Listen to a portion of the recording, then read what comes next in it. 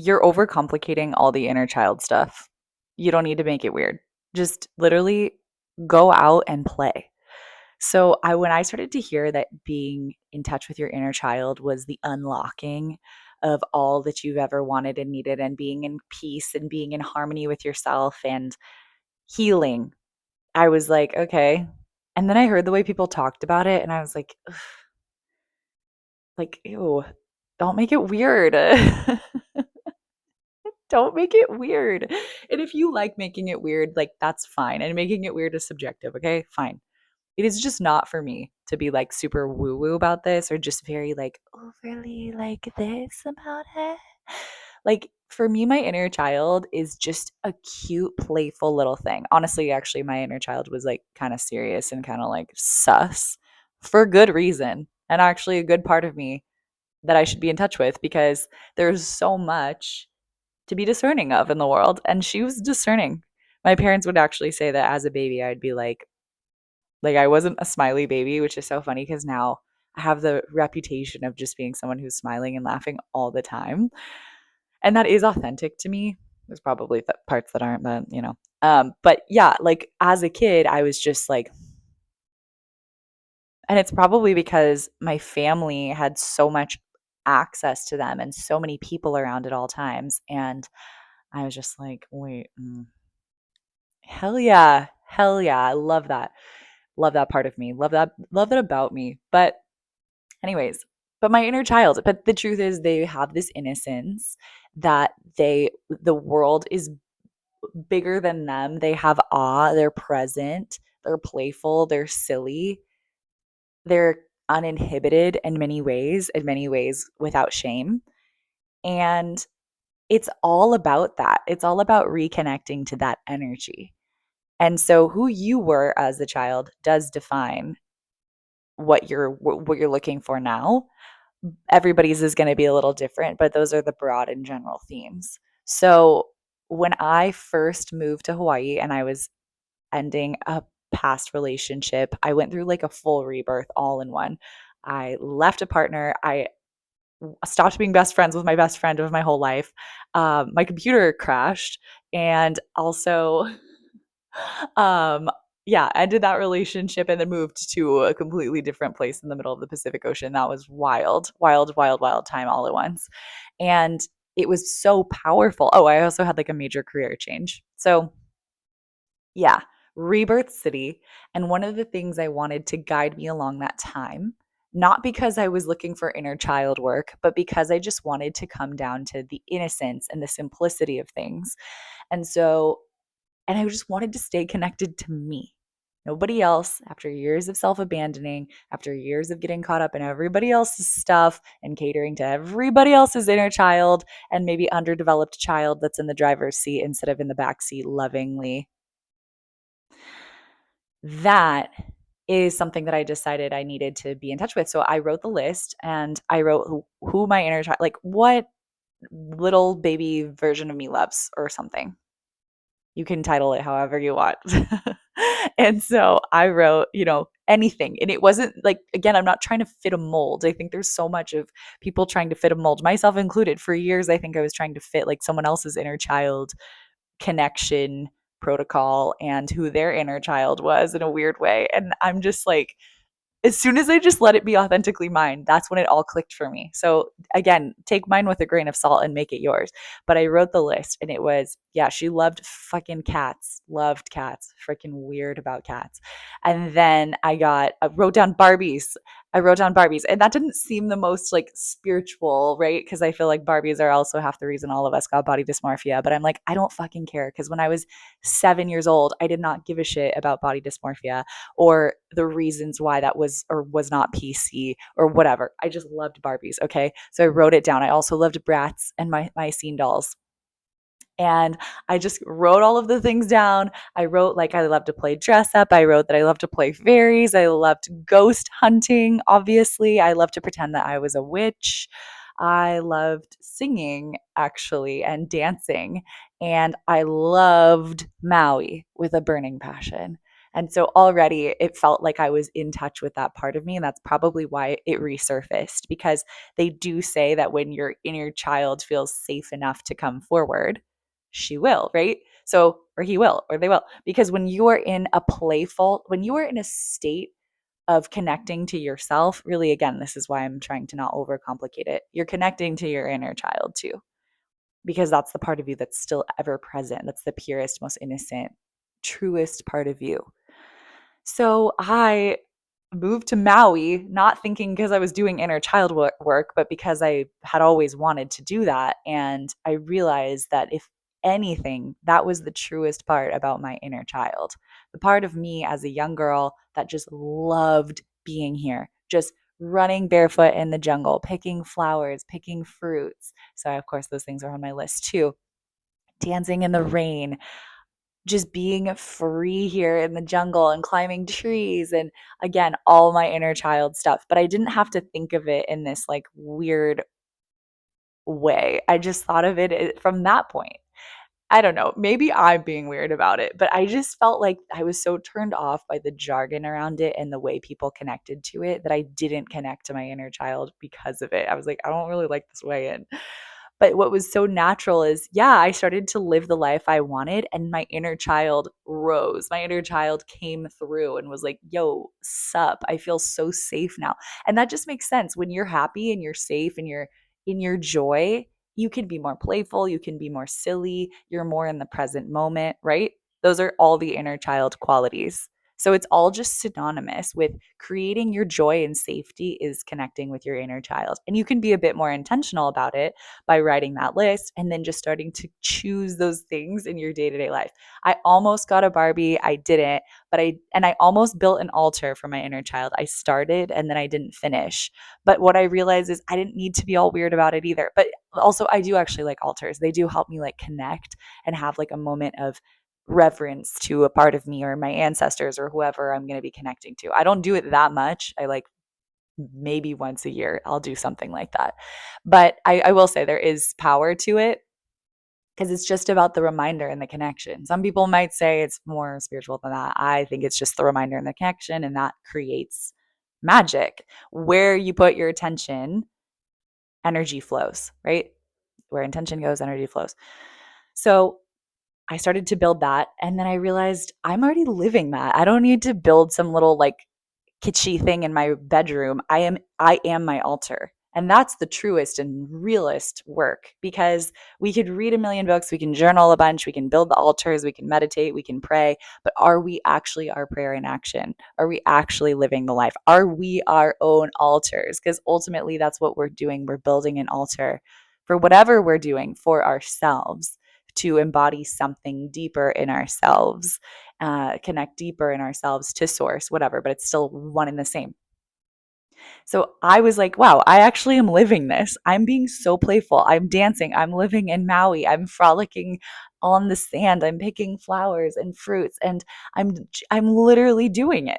Oh, I had like for a minute I had like adopted this cat, or did like a foster system with this cat, and I was super allergic to them, but like I did it anyways. And actually, my allergies weren't even that bad, which is kind of crazy. And I actually think that there's something to say about that too. When we like truly start living our lives, we start to heal. When we start to choose our lives and not be a victim to anything else and just choose the way that we want to live, things start to shift for us.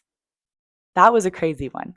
I couldn't really put words behind that because years I was allergic to my own. I had a fucking hairless cat and I was allergic to him. And like that was growing up when I was growing up. And also my parents were allergic to cats. And so I'm not saying I'm not. I've actually taken the allergy test and I like swell up like insane, but it was kind of interesting. Like I didn't have allergies. I don't know. Just saying. So quantum healing does happen when we connect with that part of us. And I will give everyone that. I will give you that when we connect with our inner child and we live with our inner child in not the driver's seat, because it's like in control of our emotions, but it's in control. What it is in control of is our play and our presence and our ability to have awe. And we are always connected with it. It's always in the car. you know? And then we're also loving to that part of ourselves. That's another thing. Because what happens is what the inner child is also responsible for the tantrums we throw, or when we're uncomfortable, or when there was something historic that happened to us and then we're hysterical, right? If it's hysterical, it's historical. So there's a theme of we need to tend to it. And sometimes it does help to visualize that part of you, like sitting with you and holding it. And I did do that the other night, actually, when I was in complete stillness and silence, looking at the stars, which was something I used to do a lot growing up with my family. And so I was just imagining, I invited in my mind my inner child, my younger version of self, to like sit on my lap and just like look at the stars with me.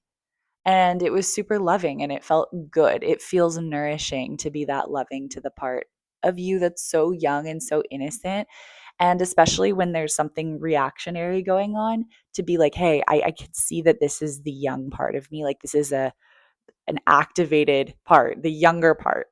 And I'm going to hold that piece and be like, you're safe now. I'm going to take care of you.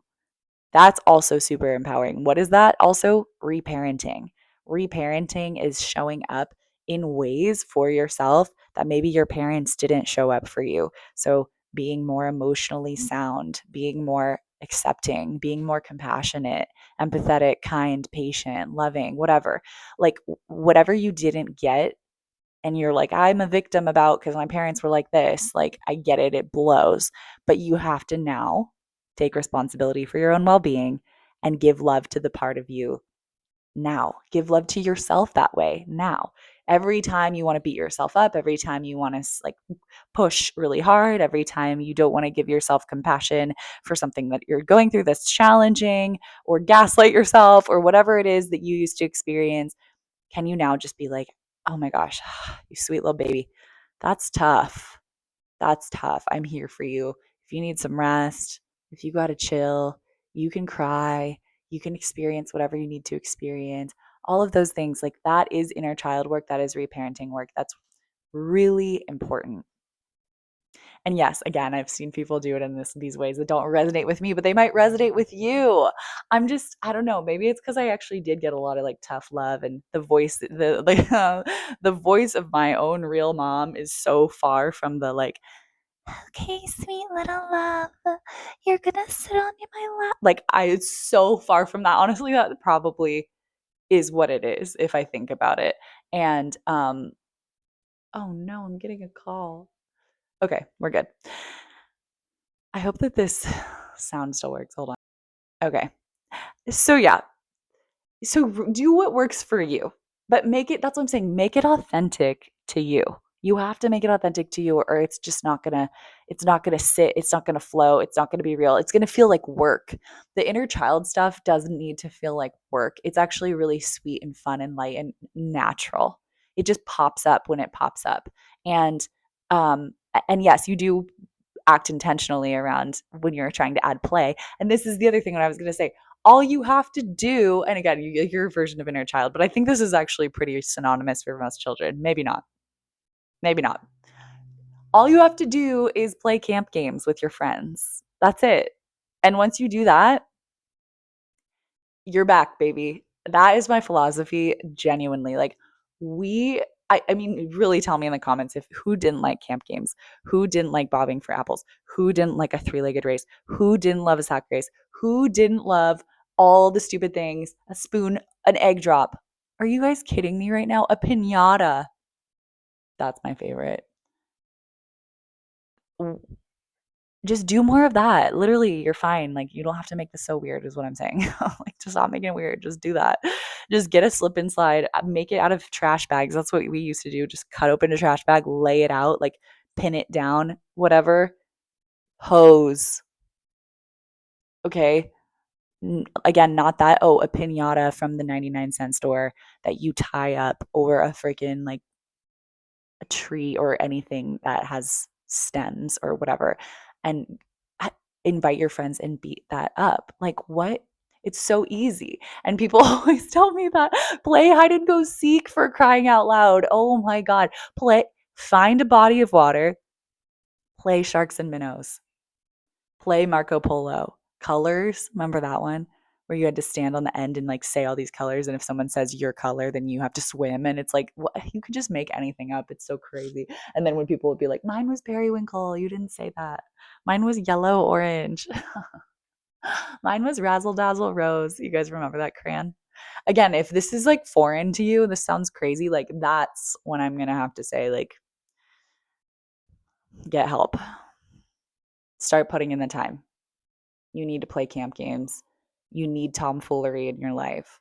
And when I started to make that a priority, which honestly it's pretty much always been, but that's I lost it for a few years. And when I came back, I was better than ever.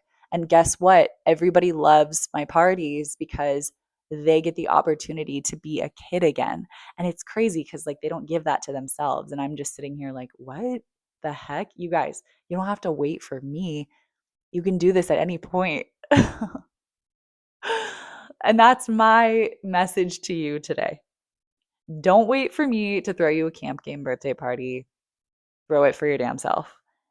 And also, if you do need some help and you do want to do this with other people because your friends are lame right now, then first of all, there are other people out there. Second of all, come to my retreat January 15th through 18th. It's called Lit and Luscious. Come home to your authentic joy. And this is it's a whole experience where we're going to play our way into joy every single day in Maui, on the beach, in the jungle, in the river, at home, in the backyard, being lunatics, which is so important to your inner child and your well being. And the way that I personally have quantum leapt in my healing and so much more. Really, when you're in touch with that, it's just better. It's just better. Things are so much better. Things are so much lighter. Yeah, that's what you're looking for, I promise you. It's just bobbing for apples. It's just the stick horses, the stick horses, the stick in the horse head, and you run. It's just having a race on those. That's it. That's all. Okay. I hope you have the most beautiful day. If you like it here, stick around. You can like and subscribe. If you don't, that's totally fine. See you around. Or maybe not. Okay. Bye.